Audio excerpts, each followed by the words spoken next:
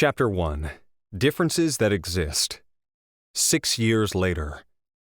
Anaya stood in front of her parents with her head bowed. Tears welled up in her eyes, but she did not let them fall. It was fascinating how much control she had over her own tears. Their falling was up to her, but their appearance was not. Anaya's mother, Ginny, always had a frown between her eyebrows when she looked at her eldest daughter. It was as if she was remembering the most unpleasant time of her life. Her father, Edgar, was no better. The displeasure in their eyes was as real as it could get. Anaya didn't dare look them in the eyes. It frightened her to see the amount of negative emotions they had to her. They seemed to ask her, "Why didn't you die instead of Arnold? Why are you still alive when my son died? You should have died too."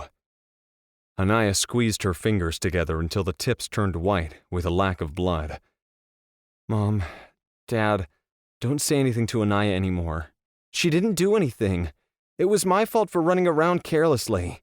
Charlotte sat on the sofa in a nice dress and spoke in a soft voice. Her sister was 10 years old already, but the childish glow had not faded from her cheeks. She was speaking up for Anaya today, but Anaya only wanted her to stop. Didn't she know that the more she spoke, the angrier her parents were? "You don't know anything, Charlotte. Go back to your room. Today I'll set her straight." Ginny clenched her teeth, picked up the leather whip again. Edgar snorted and didn't try to stop her. "Mom, no!" Charlotte said with red eyes. She was about to cry. Anaya sighed in her heart. It was over. She was about to have new scars, new nightmares. Anyway, it wasn't anything new. Anaya had plenty of them. "Your mom told you to go back. Today is your birthday and your friends will be here in a few hours. Don't stay in your dirty clothes. Change into the dress we brought yesterday. I'll come upstairs to do your hair." Ginny had a gentle smile as she spoke to Charlotte. Charlotte looked at her own dress that had a big yellow spot on it. Anaya's eyes were fixed on the dot as well. It wasn't a huge stain, but it was noticeable. Anaya was in charge of making preparations for Charlotte's birthday. She was preparing some juice when Charlotte came down and started to talk to Anaya. Anaya's parents didn't like when Charlotte spoke to Anaya. She was like a slave who was only kept at home to do their work. Talking to her was akin to lowering their standards. The family of Omegas at some point went from 4 to 3. Anaya knew very well that if she was seen with Charlotte, then there would be some beatings waiting for her. In order to save herself, Anaya had told Charlotte to go away and play somewhere else, but Charlotte did not listen. She never did. Anaya didn't know whose fault it was that the freshly prepared juice jar tipped and fell over Charlotte's new dress. But in the end, it was naturally Anaya who was at fault. Now Anaya was waiting for her punishment, trying to tighten her body as much as possible. Being an Omega, her pain tolerance was not high. Her body didn't heal fast, and the scars were left behind on her body. Edgar took Charlotte away, and Ginny finally didn't hold back. Anaya was taken to the basement. The basement was cold and silent. Anaya's body was filled with goosebumps as soon as she entered. She was too familiar with this place. All her punishments were carried out here. All so that Charlotte won't be disturbed by her screams. "Won't you start?" Ginny glared at Anaya's shivering body without a hint of warmth. Anaya felt that at this very moment, if her mother showed her a little bit of warmth, she would forget everything. Even the coldness of the basement would turn into a warm paradise. Anaya always looked into her mother's eyes before a punishment was carried out. She wanted to see if her mother felt anything while beating her up.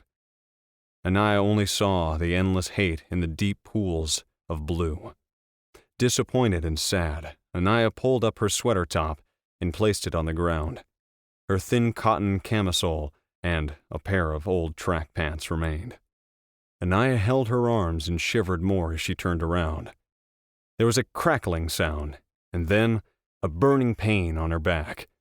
The leather whip came down without mercy and ripped the camisole. The place where it touched was left with a tear, stained with blood instantly. Anaya bit her lip and squeezed her eyes shut. She had done this many times before. She could do it one more time. Anaya only flinched when the whip came down on her body. Once it was lifted, No one could tell that her back was beaten until raw. After 5 lashes, Ginny bound the whip around her hand and turned to leave. Anaya stood there, holding her arms and shivering. Her lips were a pale white color. When she heard the retreating footsteps, she called out in a desperate voice, "Mom?" There was no response. The footsteps didn't stop for her and ruthlessly closed the basement door with a loud thud. Anaya gulped down her emotions and picked up the sweater with shaky hands. Her sweater had some juice stains too. Anaya didn't have the strength to put it back on. Her back was burning. The basement was cold, but it felt good. Suddenly, the coldness, the silence gave Anaya peace. She liked how safe she felt in such a nightmarish place. Anaya sat on the cold ground with her sweater in hand. She bundled it up and placed it on the ground. She laid down with her head on the sweater. Now, she won't have to go back to prepare for her sister's birthday. Now Anaya won't have to see the celebration that was never held for her. It was funny how Anaya and Charlotte's birthday fell on the same day, but the celebrations they received were so different.